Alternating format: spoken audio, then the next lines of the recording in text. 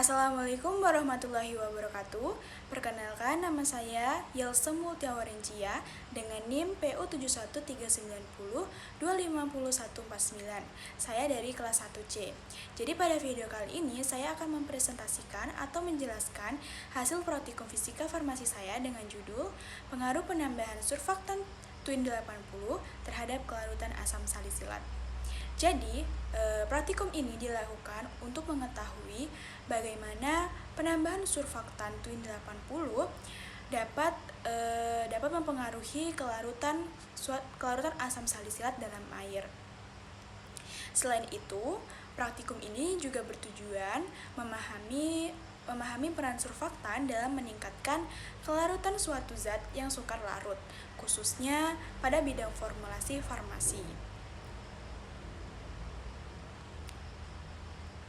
Nah, di sini tujuan praktikumnya itu, yang pertama, tujuan dari praktikum ini yaitu yang pertama, mengetahui pengaruh penambahan surfaktan Twin 80 terhadap kelarutan asam salisilat.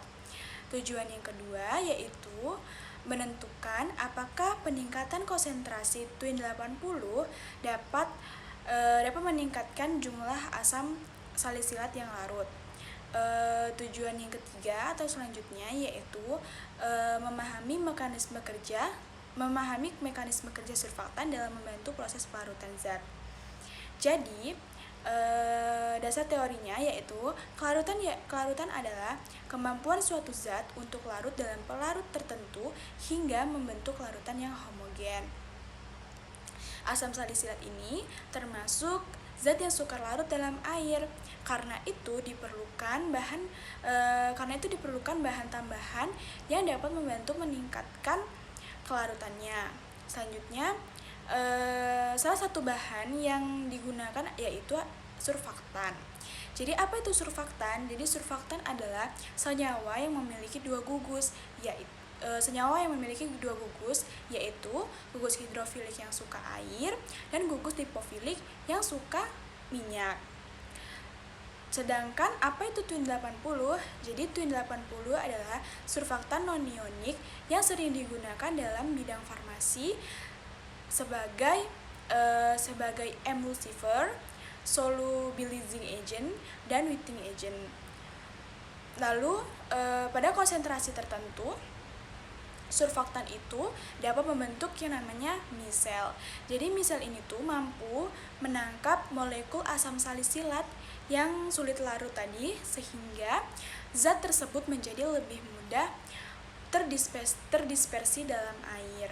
Jadi tuh semakin baik kelarutan suatu obat, maka semakin baik pula kemungkinan penyerapannya di dalam tubuh kita. Jadi, apa saja alat dan bahan yang digunakan pada praktikum ini?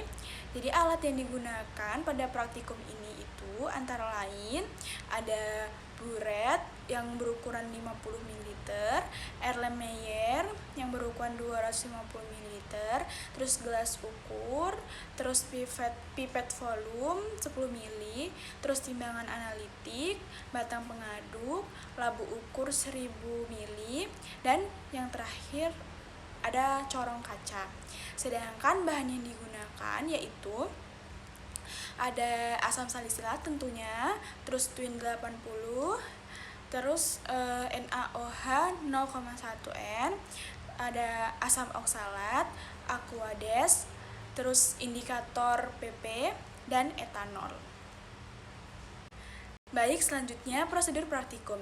Jadi tahap pertama yaitu kita siapkan dulu larutan NaOH 0,1N, lalu melakukan pembakuan menggunakan asam oksalat. Jadi kenapa pembakuan ini dilakukan? Jadi pembakuan ini tuh dilakukan untuk mengetahui konsentrasi sebenarnya dari NaOH agar hasil titrasi nanti lebih akurat. Selanjutnya dibuat berbagai konsentrasi Twin 80. Nah, dalam praktikum ini Twin 80-nya itu ada 0,25%, 0,5%, 0,75%, 0,85%, 1%, 1,25%, 1,75%, dan 2%. Jadi masing-masing Twin 80 yang telah saya sebutkan tadi dilarutkan menggunakan aquades sebanyak 50 ml. Kemudian setelah itu ditambahkan asam salisilat yang telah ditimbang sebanyak 250 mg sedikit demi sedikit sampai terbentuk larutan jenuh. Lalu larutan kemudian disaring untuk memisahkan zat yang tidak larut tadi.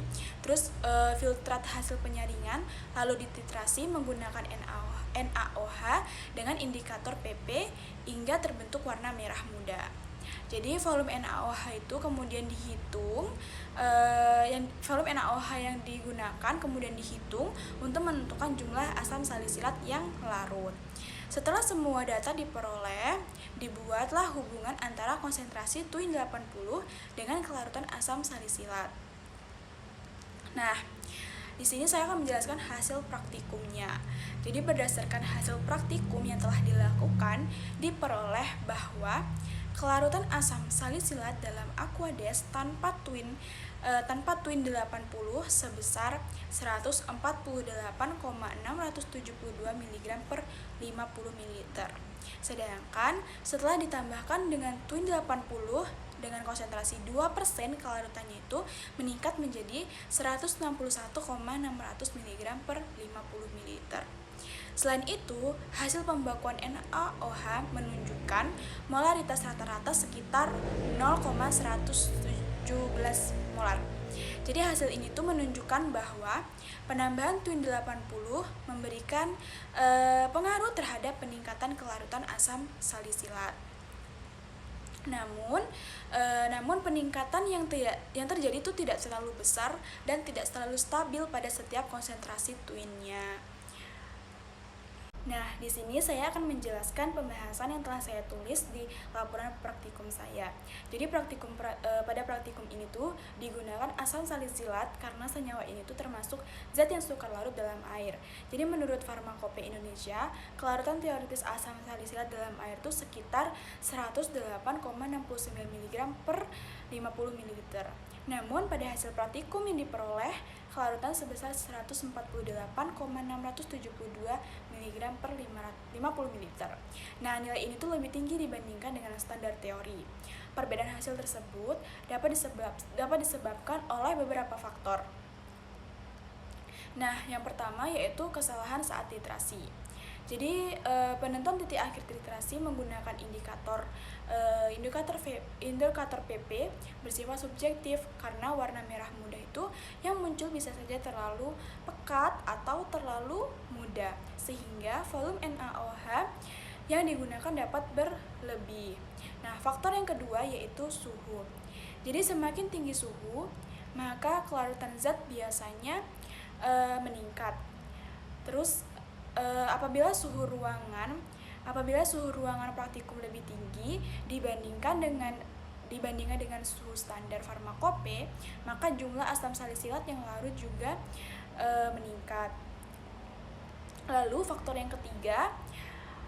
ketiga yaitu pengadukan. Jadi pengadukan yang lebih lama dan homogen dapat mempercepat kontak antara zat dengan larut sehingga memperbesar jumlah zat yang larut. Selain itu hasil pembakuan juga menunjukkan bahwa molaritas NaOH tidak tepat 0,1 m melainkan sekitar 0,117 m. Jadi hal ini juga dapat mempengaruhi hasil perhitungan kadar asam salisilat. Nah, pada penambahan TUIN 80, kelarutan asam salisilat mengalami peningkatan menjadi 161,600 mg. Itu saya menggunakan dengan TUIN 2% ya. Nah, hal ini menunjukkan bahwa TUIN 80 bekerja efektif sebagai surfaktan. Mekanismenya yaitu TUIN 80 ini tuh membentuk misel. Bagian lipofilik dari surfaktan akan berikatan dengan molekul asam salisilat yang sukar larut. Sedangkan bagian hidrofiliknya itu akan berinteraksi dengan air. Akibatnya itu asam salisilat menjadi lebih mudah terdispersi dan lebih mudah larut dalam air. Namun berdasarkan hasil regresi diperoleh nilai R kuadrat sebesar 0,0024. Jadi nilai ini tuh menunjukkan bahwa hubungan yang sangat lemah antara peningkatan konsentrasi Twin 80 dengan peningkatan kelarutan asam salisilat. Artinya apa?